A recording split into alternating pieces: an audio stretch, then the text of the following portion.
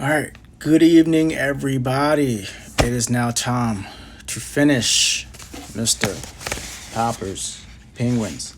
And once I am done finishing Mr. Popper's Penguins, I will show you the new book. Well, not new book, but the next book in my A Chapter a Day series. Without further ado, let's just go ahead and get this started, and then I can do so. So, here we go. Chapter 20. Farewell, Mr. Popper. It was a hard decision to make. Long after the visitors had gone, Mr. and Mrs. Popper sat and discussed what was best for everybody. Mr. Popper could see the advantages of both offers, and she pointed these out without trying to influence him. I feel that the penguins are really your responsibility, she said, and you must make up your mind. It was a pale and haggard Mr. Popper who was ready to announce his decision the next day. Mr. Klein, he said, I want you to know how much I appreciate your offer of putting my birds in the movies. But I'm afraid I had to refuse. I do not believe the life in Hollywood would be good for the penguins. Then he turned to Admiral Drake. Admiral Drake, I am going to give you the birds. In doing this, I am considering the birds first of all. I know that they have been comfortable and happy with me. Lately, though, with the excitement and the warm weather, I've been worried about them. The birds have done so much for me that I have to do what is best for them. After all, they belong in a cold climate. And then I can't help being sorry for those men up at the North Pole without any penguins to help them pass the time. Your government will thank you, Mr. Popper, answered the Admiral. Congratulations, Admiral, said Mr. Klein. Maybe you're right at that, Popper. Hollywood might have been too much for the birds. I wish you'd let me make one short movie of them here in New York, though, before they go. Oh, excuse me. Just some pictures of the sort of thing they do on the stage, you know?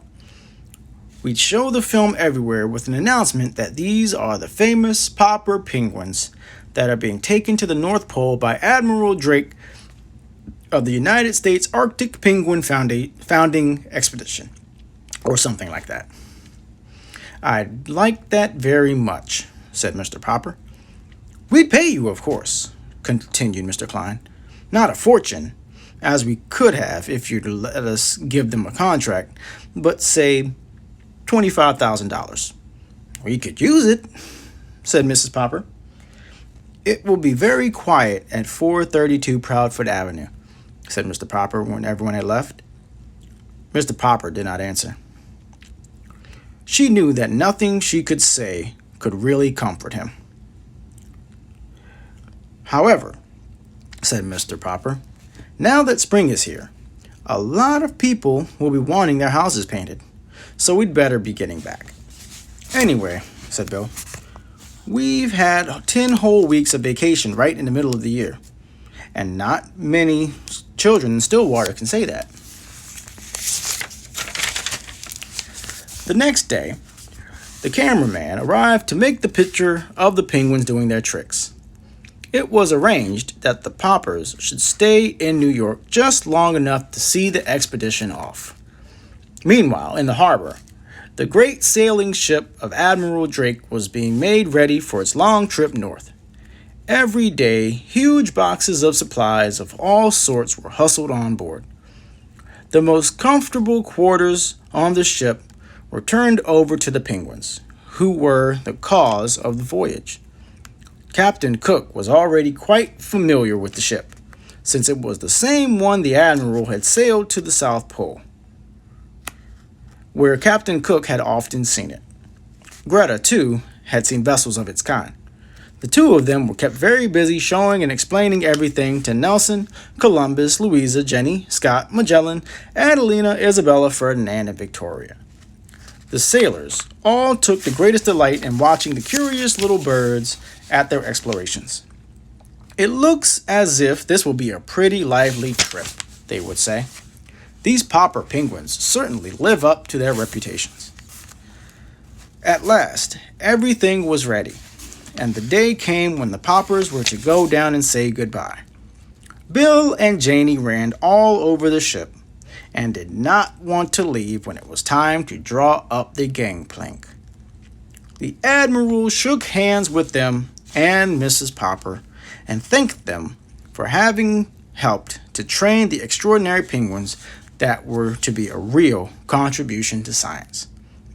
Mr. Popper had gone down below to say a private farewell to the birds. All that kept him from breaking down completely was the knowledge that what he was doing was best for them too. First, he said goodbye to all the younger penguins, then to Greta, who had saved Captain Cook. Then, last of all, he leaned over and said a special goodbye to Captain Cook, who had come and made life so different from Mr. Popper. Then he wiped his eyes, straightened his back, and went up on deck to say goodbye to Admiral Drake. "Goodbye, Admiral Drake," he said. "Goodbye?" repeated the Admiral. "Why, what do you mean? Aren't you coming with us?" "Me? Go with you to the North Pole?" "Why, of course, Mr. Popper. But how could I go with you? I'm not an explorer or a scientist. I'm only a house painter." "You're the keeper of the penguins, aren't you?" roared the Admiral. "Man alive, aren't those penguins the reason for this whole expedition? And who's going to see that they're well and happy if you're not along? Go put on one of those fur suits like the rest of us. We're pulling anchor in a minute."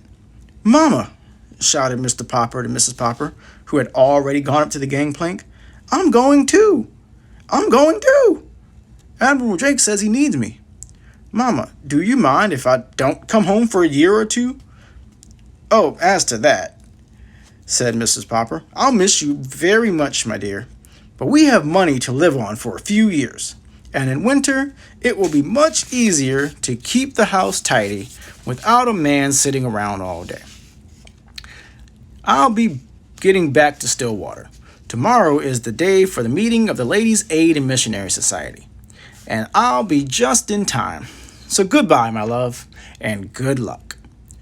"Goodbye and good luck," echoed the children, and the penguins, hearing their voices, scuttled up on deck and stood there beside the Admiral and Mr. Popper, and then they solemnly lifted their flippers and waved as the great ship moved slowly down the river toward the sea.